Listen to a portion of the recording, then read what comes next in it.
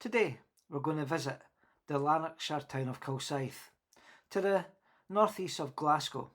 I'm going to tell you 3 dark stories. Now, I'm not going to talk about the Battle of Kilsyth, that's for a later date, but I'm going to talk about 2 murders and a pit disaster. Mining disasters or tragedies I'm very interested in. My family were miners on my mother's side, and I had a great uncle who was killed in the Morriswood pit disaster. Both murders would be committed in the old town. The early one doesn't give any details. The later one was committed in Market Street. And the pit disaster, well, that took place near where the primary school is. Peter Moffat lived with his father in Kilsyth. On the night of the 2nd of April 1822, Peter lay in a drunken stupor on the kitchen floor of the house. The young man's father, who was also called Peter, so for this story we'll call him Old Peter, came into the kitchen. Old Peter had also been drinking. When he saw his son, he flew into a rage. Peter Sr. grabbed his son, who was about 17 years old, by the hair and lifted his head up. He then smacked his son's head on the floor a few times. Old Peter seemed angry that his son was lying on the floor and not in bed. Old Peter also kicked his son during this assault, once or twice. This was witnessed by a woman called Mrs. Adam, who stated she did not think the old man intended to injure his son, only waken him.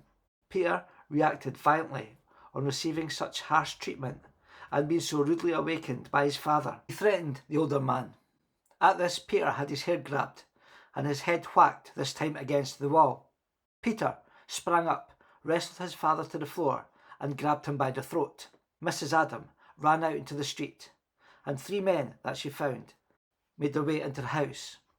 One of the men, James Johnson, put his foot on young Peter's hand, making him loosen his grip on his father's neck. Old Peter stumbled out of the house, and the 3 men prevented his now very angry and agitated son from following him. Peter grabbed a knife and forced his way past the 3 men out into the street. Several witnesses saw Peter catch up with his father, grab him, shout at the old man, "Damn you, do yawn to me now," and stab the older man twice in the belly. A third thrust with a knife was deflected by old Peter.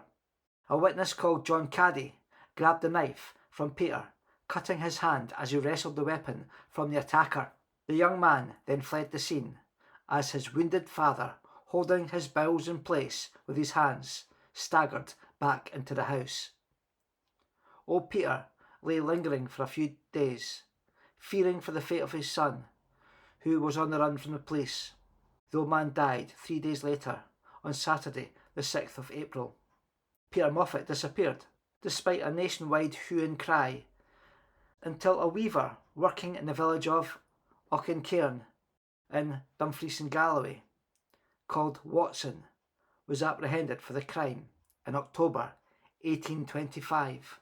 Once it was established that this man Watson was in fact Peter Moffat, he was taken and tried for the crime of parricide at the High Court in Edinburgh on the 24th of June 1826.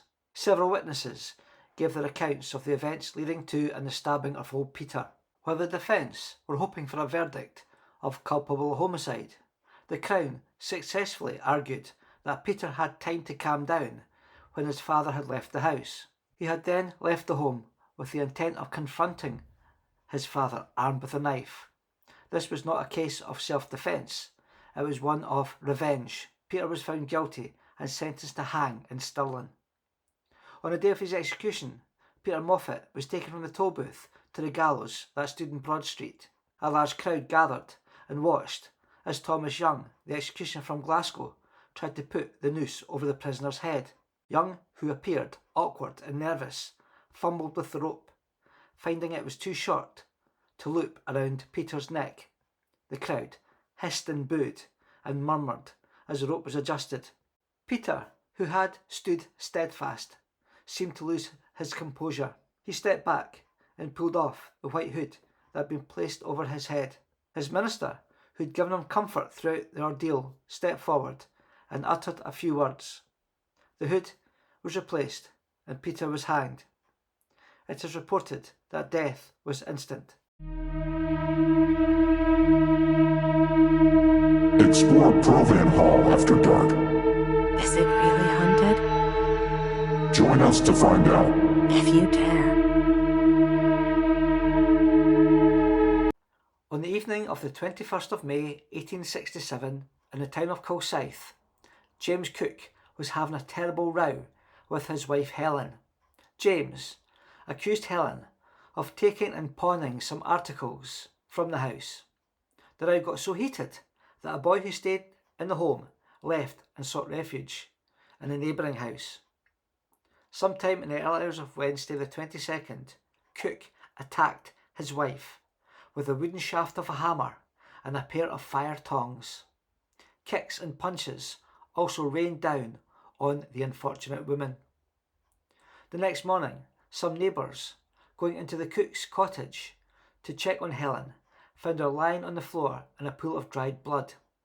James was arrested and taken into custody. He stated that he was drunk the night before his apprehension and admitted he did have a quarrel with his wife, and when he awoke, she was lying dead beside him. James was transferred to Stirling Jail to await his trial. 2 doctors examined Helen's body and found she had received a vicious beating, covered in bruises. Her ribs were so much crushed that some of them penetrated her heart. James Cook pled guilty to culpable homicide at the Stirling Circuit Court on the 23rd of September 1867. His defence stated that he was driven to violence by his wife's drunken habits. Lord Cowan responded by stating it was Cook's duty not to have taken the law into his own hands and bereave her of life, but to have taken care of her to the best of his power and endeavoured rather to wile her away from evil habits. Lord Cowan also stated punishment for culpable homicide can vary from life for aggravated cases to a few weeks' imprisonment. Cowan then sentenced James Cook to 15 years penal servitude. As Cook left the dock to start his sentence, he was visibly affected. Several relatives stepped forward to shake his hand as he was led down into the cells. In the early hours of the morning on the 8th of March 1878, the fireman went to inspect the Barwood pit in Kilsyth. The day shift were due to start soon, and the man had to make sure the mine was as safe as possible. By 6:15 a.m, the day shift made their way down to the coalface, and they worked for about 2 hours. Suddenly, all the air seemed to be sucked out of the shaft, and then, with a tremendous whoosh, a ball of fire came rushing up the mine shaft. Some men working in the pit tried to reach the bottom of the mine, but they were met with a wall of flame. Others managed to get to the surface and found David Fleming, a 17-year-old lad who worked the donkey engine. Fleming had all his clothing burned from his body and would later die from his injuries. Rescue attempts to reach the men trapped underground were planned, but it was found the condition of the pit was too dangerous, with further explosions taking place in the days following the accident. Water was poured down the shaft in an attempt to put out the fires that were raging. As the days passed and things only looked bleaker for the men, it was decided that none of the miners below ground could possibly still be alive. A decision was taken to close the mine until the fires had extinguished themselves. On the 5th of April, they started pumping water from the now flooded mine, and then bringing the bodies back up to the surface. The last man taken out was on the 10th of September 1878. All in all, 17 men and boys were killed, the youngest being James Cameron and James Ross, who were both 15 years of age. 12 men managed to escape, 6 of them slightly injured. An inquiry concluded that gas had caused the explosion. The men mostly worked with candles, only using safety lamps under special circumstances. After the disaster, safety lamps were mandatory in the pit.